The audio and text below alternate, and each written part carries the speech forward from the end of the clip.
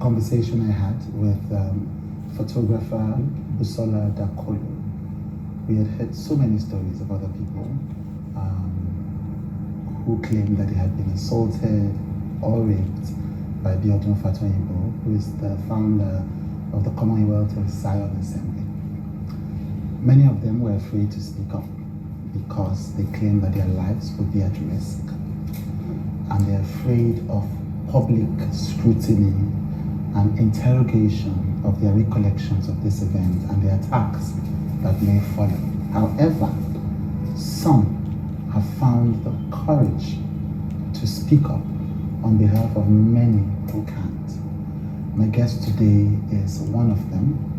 We will call her X because she will be speaking anonymously about her experiences with Biodun Fatoyinbo. Thank you for doing this. Thank you. Right, yes. Yeah. I know that this has been a tough process. You know, you say this has been a tough process. Upstairs, just going through this, there's been tears. Yeah. Even for all of us, who have been in the room, it's been I know. a tough, and we didn't even go through the experience. Yeah. But you say in 2017, you were not just a member, but a worker at the staff, actually. Staff, so you're an employee of COZA. Yes. And you say something happened between you and Biodun. Yes. Please tell me. Oh, okay. So at that time I was living in one of the cities where the church was located, because they have churches in different places. I'm sure you know that. And it was my boss, so I worked with him sometimes. He was in town and something needed to be done for church, or even personally. Sometimes I had to do personal errands for them.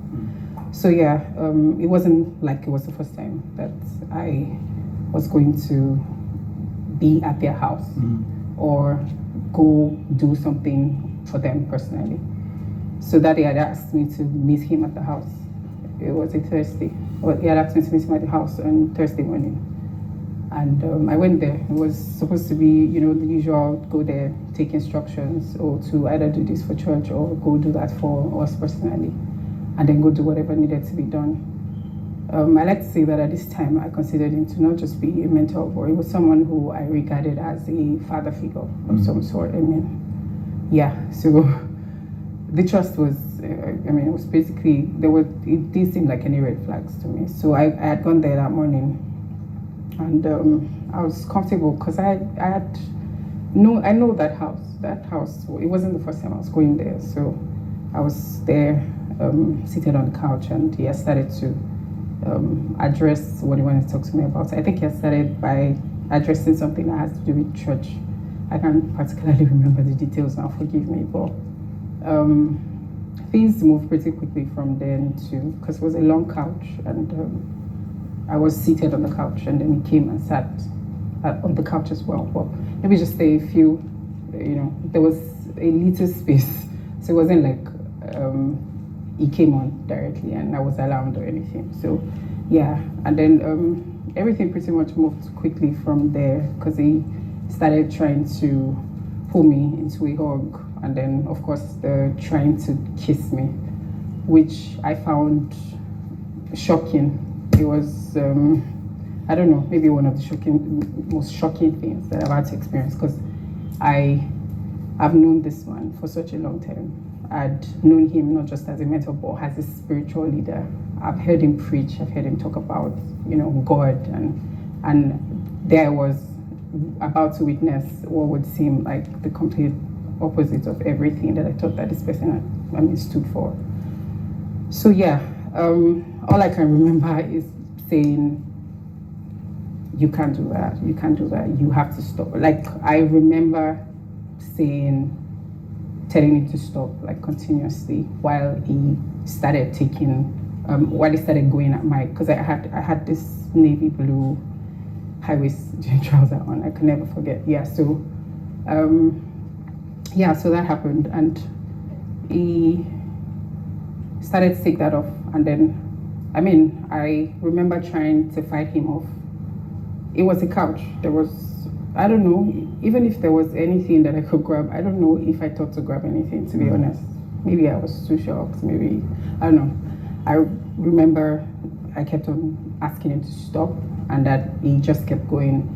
And then, he had taken off my button, and then my zipper was down, and then my trouser was down. And then he had one hand, holding me back to the couch, and then another hand, like, right up in my pants. I think at that point, I pretty much just knew what was about to happen. And I don't know, for someone who maybe had to fight off a lot of, I'd had to fight from maybe when I was a teenager. I've had to maybe fight sexual abuse on some level or the other. I mean, that's what women practically do. I just felt like I had put myself in this place. I started to feel like, okay, I'm just going to hope that this person, remembers that they are supposed to be my boss and my spiritual. Because everything I kept saying obviously wasn't working. I kept telling him to stop. I remember he kept saying, relax, just relax, just relax. If you know him, then you know that he's very, he can be weak. Now when I think about it, I think he's a very weak person. But he also has that appearance of strength. It's like one of the things that he has going for him. So, I remember him, he didn't flinch, he wasn't moved. He obviously wasn't going to stop or anything. He just kept saying, just relax. Like, this will soon be over, just relax. And so, after that, he just pretty much took off his pants and then, did what he wanted to. And as soon as that was over, and he saw that I had already started crying, I had tears. I wasn't shouting anything at this point. I was just, I know that we tell people not to blame themselves, but the first thing that happens is that you blame yourself, because you brought yourself here. And so I think it was what was going on in my mind at that time. And when it was done, I just said, oh, I'm so sorry. I'm really sorry. I didn't mean to hurt you. Like, he started to apologize. So he flipped from the sweet, amazing person who was my mentor to the person who I could barely recognize, and then switched back to someone who cared about how I was feeling. It was a lot. I didn't know what to make of it. I didn't know what to make of it. But I remember that for the first time, I saw a completely different person from who we all knew, or who I thought I knew. I think it was the first time that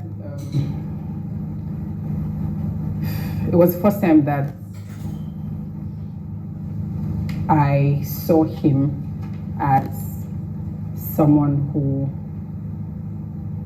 just only showed you what he wanted you to see. So with him, what you see is not what you get. Why I say that is because when you meet him, or if you have any form of interactions with him, maybe as someone who works with him or as someone who attends the church, who you see is that charismatic leader type person who is always telling you to, aim and aspire. Go out and do amazing things. It's the one who is always, trying to appear that like someone who not just understands the word, but does the word. But the person I met that day was different. It was a completely different person. And even though he apologized, I think I left that place vowing to myself to never speak about it. I just felt like, oh, maybe if I don't talk about it, it will go away. Maybe if I never face it, then maybe it will just, magically disappear. Maybe I won't have to deal with it. Maybe I won't have to talk about it. Maybe I won't have to think about it. So, after that time, of course, he went back to Nigeria, because it wasn't in Nigeria. I wasn't in Nigeria at that time. He went back to Nigeria, and Everything just went on like normal. I still had to work. So I still had to show up to work every day and act like everything was fine. I still had to, do things for church, despite the fact that I no longer felt like I belonged there. Heck, I already started feeling like I'm not even sure if God is really who we think He is. So, yeah, pretty much. I'm sorry.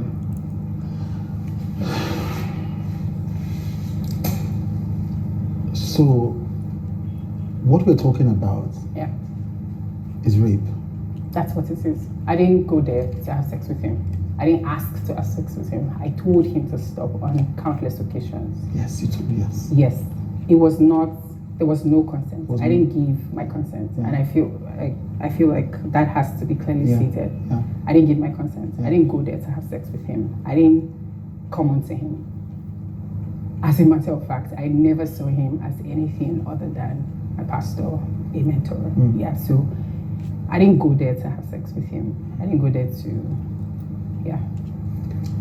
And he pinned you down, as you were saying. Yeah. I think this was, and I'm sorry to go through these things because these are terrible experiences.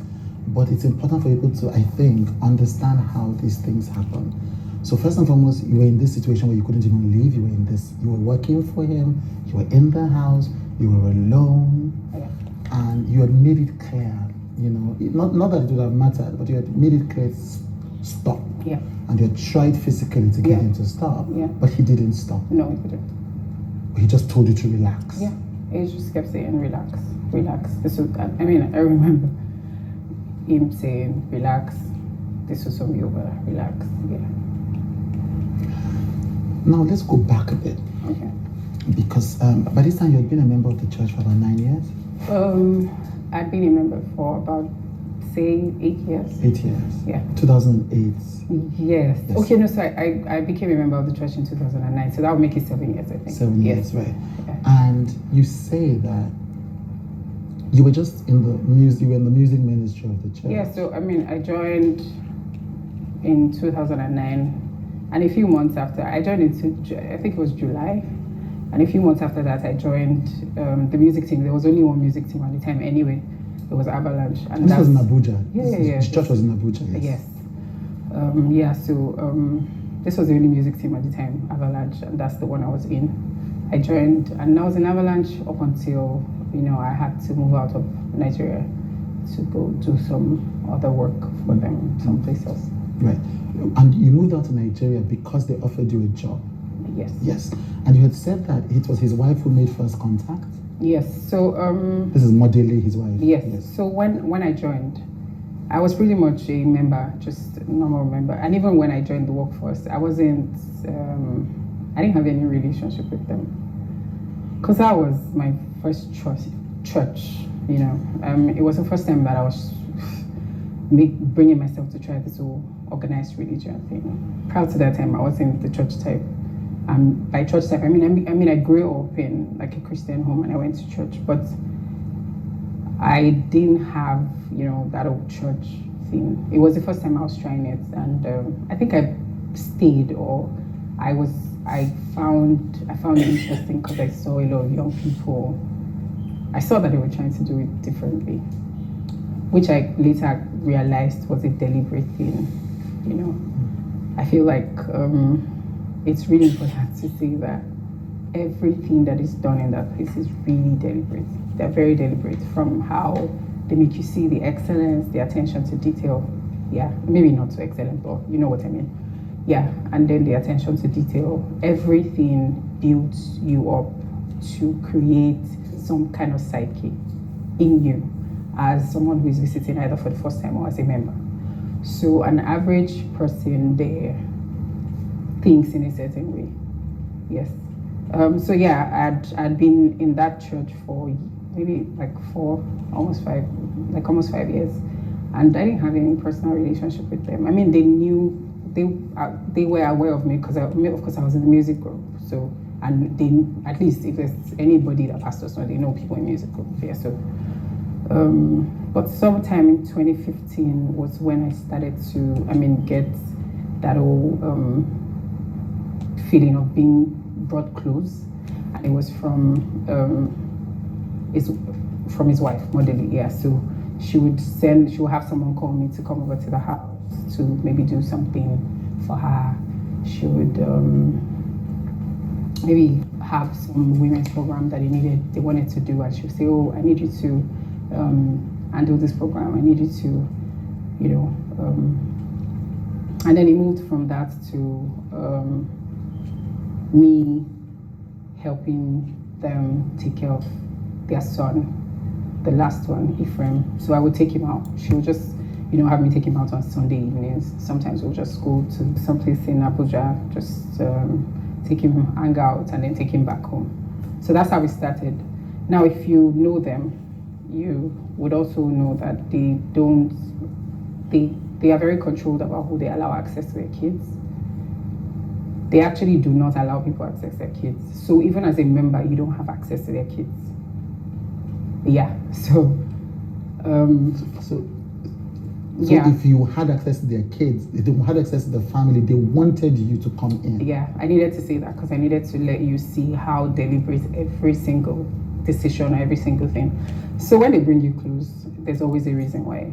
If they bring you in, it's because they brought you in. It's not because it was something that you had to do. Yeah, so I quickly went from that to tutoring the other kids. Yeah. She knew that I was, good with them. She knew that I liked to hang around them. She knew that I was good with them. So yeah, I would go to the house, tutor them, I'll take them out, hang out. And yeah, so pretty much that was how it all started until she made me an offer to go to some other country where they were going to be in school at. So they were schooling, somewhere outside Nigeria. So at this time, you had been working with them for how long now? So I had not started working with them. So you were just helping them? Yeah. This seems like a very familiar pattern because I've heard this before from all the stories that we've encountered, Okay. So you had been helping them domestically for how long? So they offered to go to travel for the kids. Came in 2016, so I had been involved with them maybe for like an entire year. Yeah. And then they made you an offer for a job in another country. Yeah. So tell us about that. Yes. So yes, and so that, I think that's another thing. They bring you close enough to see what your interests are, what the things that matter to you are. I think in my case, the kids were like a motivation to get me to take that job. And I think that she sort of knew because she knew how important they were to me. And it's pretty simple. I think it's the fact that I believed in their vision at that time. I also believed that they were onto something that was, revolutionary. So I was sold out on it, on that vision, which is, whatever it is, I can't remember. Yeah, so caring for their kids felt to me like caring for them. I did it because it was just something that felt like, it felt like something that I was doing for myself. I don't know if that makes any sense, but yeah. So she made me that offer and said, "Oh, so yeah, we know that you want to do other things." And she knew that I wanted to do other things at the time, and she knew that I could do those other things anywhere outside here. So she said, "Oh, since you wanted to do other things anyway, and you can pretty much do it from there, why don't you just go help us? Be there, since we can't be there and be here at the same time. So why don't you go with them and then help us with them, be there, at least their legal guardian while we're not there." So yeah, that's how. So I took the job, and that's how I moved to here. Something strikes me. You talk about Modele and Biodun as they. It's one unit. Yeah. So the naive me, like some 4 maybe even 3 years ago, or maybe even maybe say 2 years ago, would not would refer to them as they in this sense, because I would think, oh, maybe she's not in on these things, or maybe she doesn't know, but I think that I have had a lot of personal encounters with them both, enough to know that they kind of are a unit. I don't think that she's unaware. I don't think she's unaware. As a matter of fact, I'm willing to bet money on the fact that she's not unaware.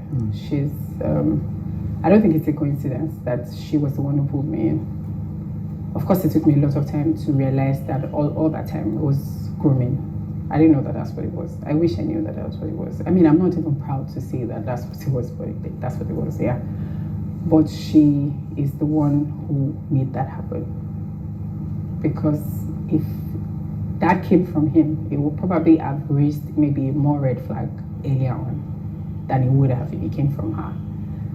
And I think there's a pattern there.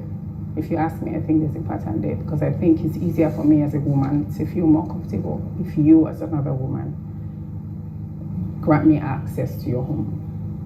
Yeah, because I also think that the idea to use, the kids, to use being a part of, their person, being having access to their personal space and their kids, was also a deliberate attempt, because nothing says I trust you like you can watch my kids.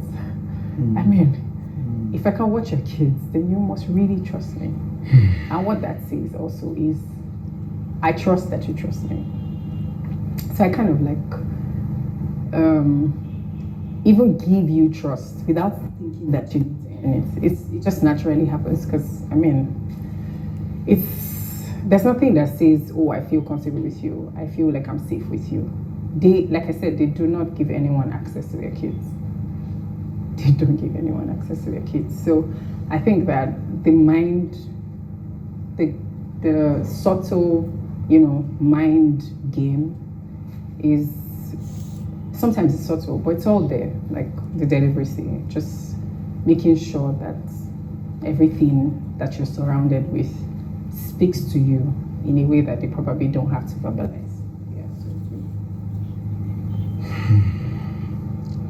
And so, and what's remarkable about this is I did have a conversation with another survivor, Busola Dagnetw.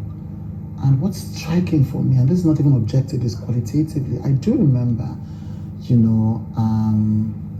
how affectionately she spoke about Shindara, who is I think their first child. I think they are amazing. Yes, and and I'm sorry, I apologize to Shindara that because they brought the kids into this story, So, but then I remember she would speak even up until that moment. She would speak about these kids with affection. I'll tell you that one of the hardest things that I have to do at this interview is talk about those kids. Yeah. And that's bearing in mind what I've had to go through. Even after what you've had to go through, you're still thinking about these kids. Yeah, because I don't think that anyone deserves to have to be introduced to something like this when you didn't ask for it. Yeah. So, and I mean, I'm not surprised that, she would talk about Shindara with such affection. I'm not, they are amazing. Their kids are amazing. That's what I would say. Yeah.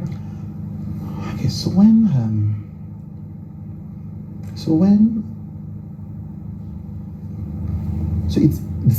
the second part of it is for me that apart from the kids part of it, it's also the idea that also when Busola spoke with me, Busola mentioned that same pattern of inviting young women in the church to come, and this was in Ilorin, not Abuja, and this was at the beginning of the church, to come over to the house and help with stuff. It's chillingly similar.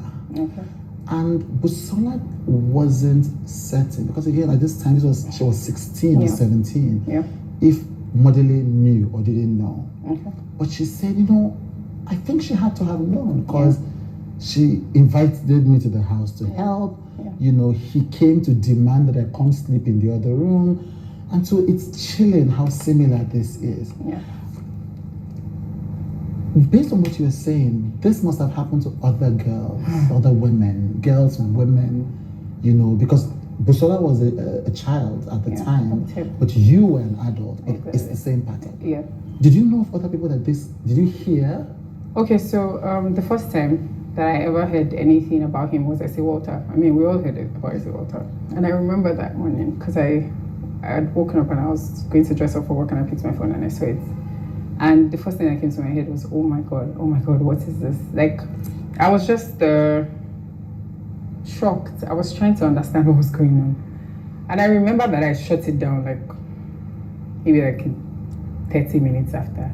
Like, I tried to understand it and it didn't make any sense to me at the time. I was like, no, that's not possible. No, that's not possible. This just has to be one of those things. I don't know why this person is doing this, but yeah. So that was the first time that happened. And of course, we all were aware of how that situation was handled. Then, at the time when Essay's case came up, I had not started working with them full time. I was just a member who was a worker. So, I mean, I still had my day job and then I would go to church there. But I think that this is a good time to say that an average COZA member adores Biodun Fatoyinbo. That place gives you a false sense of superiority. They pump you up to feel like you're not like everybody else. And even though, of course, you're not like everybody else, but in the sense, not in that sense, but in the sense of, there's a lot of undertones that help you build that form of confidence in this is a tribe. And it is us, it is us, and everybody else is just trying to get us. So even though nobody's trying to tell you that, oh, they're trying to get us, you just start to get that idea from, the things that are said, from the things that are done. Sometimes, in an average service, you probably celebrate Biodun more than you celebrate God. Yeah. There's probably more celebration for him than there is for God, because at every point you're celebrating. Yeah, so it's only a matter of time before you do that, before someone's image rises up in a way that you don't even have to deliberately command it. It just happens. You go there every day, you go there every other day, or twice a week as a member. But as a worker, you go there almost every day, which is why you find out that people are quick to jump to their defense. People are quick to, say anything. People are quick to fight. They're quick to, just do anything because of how much, It's an us versus them. Thank you. Kind of, yes. Thank you. That place also isolates you. Like, it shuts you out. It shuts you in. It gives you that feeling like the world, I don't need the world. All I need is this people, this tribe of people. Yeah, so it's really subtle. When you're in it, you don't even know. Yeah. So imagine 3,000 people, or I don't know how many they are right now, but imagine 3,000 people feeding off each other, being friends with each other on social media, because that's what happens. You're all friends. You follow each other on social media. You do business with each other. It's only a matter of time before you start to recycle the same thought process. It's only a matter of time before you all start to think alike. So I think that also helps with the us versus them. Yeah. This is very scary. Because what you are describing... It's a cult. Yeah, I know. Unfortunately, I mean, yes. That's exactly what I'm describing. Okay, so, and if what you are describing is true, then these members, some of whom were your former friends and your former, colleagues, they will hate you for doing this. Okay, so, yeah. Well, this is another rape victim from the COZA rape saga. drama with Pastor Biodun Fatoyinbo, however you say his last name. This is another rape victim, and I'm praying that every victim out there, if all these stories and accusations and allegations are 100% truth, and there are more people out there, I'm praying that God will give every victim out there the grace, the boldness, the confidence, and the courage to come forth and speak up and speak out, and let them begin to mobilize and band their forces together and file a class action lawsuit against this man and take him out and bring him down and shut down that sex dungeon that they call church.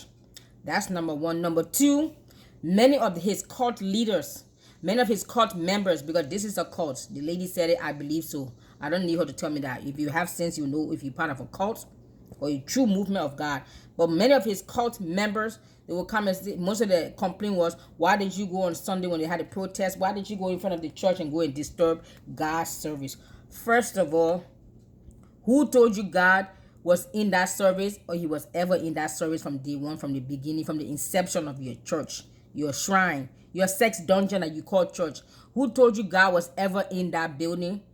Number three, many people come and say, oh, this is an attack against the church. Excuse me, correction. Your pastor, Biodun Fatoyinbo, he is not the church. He does not represent the church. His COZA is not the church. Neither does he represent the church.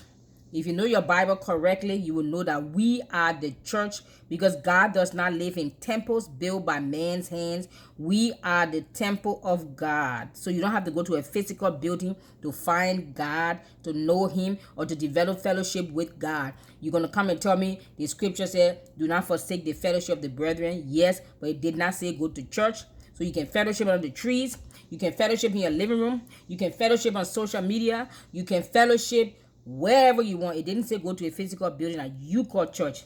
We can fellowship anywhere, and wherever we fellowship and gather, we are the church. So you're never meant to go to church. You are to be the church.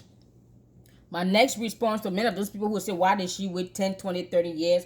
You have to first of all take into consideration, no woman feels comfortable to come out and tell about rape, especially in the culture like Africa, Nigeria, where a rape victim is looked down upon and she's looked at as a damaged product that no man wants to touch her and marry her anymore. And instead of you call her by her name, they'll say, oh, you know that girl that was raped. So that becomes your name, the title of the title of what happened to you, the crime that happened to you. You begin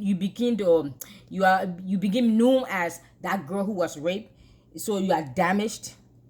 You consider and you look upon as a damaged goods or damaged product. Next thing, and as many people say, this is an attack against the church. No, sir. This is an attack against a sexual predator or a serious rapist behind the pulpit masquerading as a man of God. So you better step out of the way and let God clean up his house. When the scripture says that judgment will begin in the house of God, what did you expect judgment to look like? God is cleaning up his house. You better step out of the way and you better mind your business and keep quiet and start talking about this an attack against the church. And I come again and Satan is using Christians to attack the church. No, sir. If you have any form of discernment, or you know God and have fellowship, you will sit back and look at it and realize this is not an attack on the church or your pastor. This is an attack. This is an attack on a sexual predator. And this battle is not against the church. This is God shaking up and cleaning up his house so he can pour out his spirit and have a new move of God and cause a revival that will shake the whole world. So this is not an attack on the church. Next final point I want to make is many people will wonder and say, well, it took you 20 years and we need evidence. Who in the world have a physical evidence to show for rape? You live in a culture where women are not even looked up to as even equal human beings unto you, much less deserving any kind of protection of the laws of the land. And many of you church leaders, that if you are guilty of rape, incest, molestation, bestiality, murder, abortion, money laundering, false prophecies, heresy, including but not limited to what I've listed. If you are guilty of any such, or you are in leadership and you didn't do it, but you have helped, you know about it, but you have helped cover it up, the Lord is saying, turn yourself into the authority. And before you do that, stand on your pulpit, confess and repent to the church what you have done, and then turn yourself in to the authorities of the laws of the land. If you don't, God will turn you in, God will expose you, and God will shut down your sex dungeon that you call church. People need to step up out of the way and let God clean up his house, because enough of this madness has gone on for too long. You have defamed the holy name of God and you expect him to be quiet. You have raped, molested, defiled, contaminated, bamboozled, bushwhacked, seduced, manipulate the bride of Christ. Then you expect God to sit back for how many years and be quiet and allow his bride to be raped emotionally, mentally, physically, financially, traditionally, in every way. You expect him to continue to be silent, and then you are using his name to gain the trust of his bride and then to rape his bride in his name, and you expect him to be silent. Are you serious? You as a natural man, if another man come and rape your wife using your name, you tell me what you're going to do about it. Thank you. This is part 1. Sit back for part 2, and I'm going to give my opinion in every session. You don't like it? Keep stepping. Hello.